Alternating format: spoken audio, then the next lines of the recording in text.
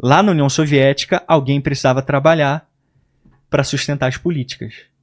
E trabalhar mesmo, né? E morrer de fome. Perder os seus bens, né? E uma última pergunta aqui. Por quanto tempo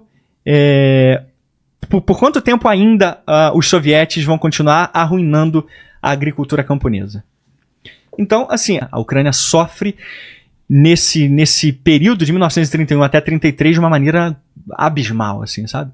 Só na Ucrânia cerca de 4 milhões morrem. Porra. E aí, novamente, os mesmos relatos que se repetiram lá na fome de 1918 até 1922 estavam se repetindo novamente. Relatórios diários, a mesma polícia secreta política. 10 casos ou mais eram relatados todos os dias na região do Don, na Ucrânia, de que camponeses estavam praticando canibalismo. Meu Deus. E um caso típico, aí o professor Stephen Whitcroft diz, num caso típico, pais matavam filhos para se alimentar e alimentar seus outros filhos. Um outro caso relatado pelo GPU, um marido desesperado mata sua esposa para se alimentar.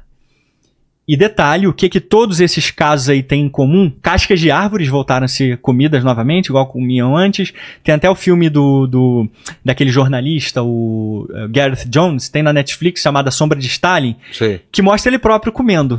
Ele estava lá na Ucrânia para reportar aquela tragédia, e ele próprio vê as crianças comendo e ele próprio come. Uma casca de árvore porque ele está morrendo de fome também. Cara. Então tudo isso começa a acontecer, né? Todas essas tragédias desumanas de novo devido a essas políticas de coletivizações.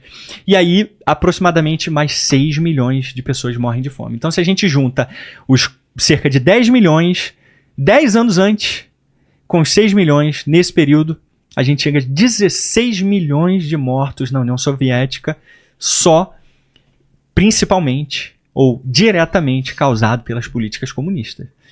Então, assim, não há dúvidas de que a fome foi causada pelas políticas comunistas. Agora, dizer se foi o genocídio, esse é um ponto de debate entre os historiadores ainda. Porque o genocídio, do ponto de vista legal, ele precisa ter uma intenção clara. De matar como final. Isso, eu quero matar os ucranianos. Então, é isso que alguns historiadores não veem e discordam. Já outros historiadores veem através das ações claras, e o próprio inventor do termo genocídio, Rafael Lemkin, polonês, judeu, inclusive, que criou o termo depois do Holocausto, né?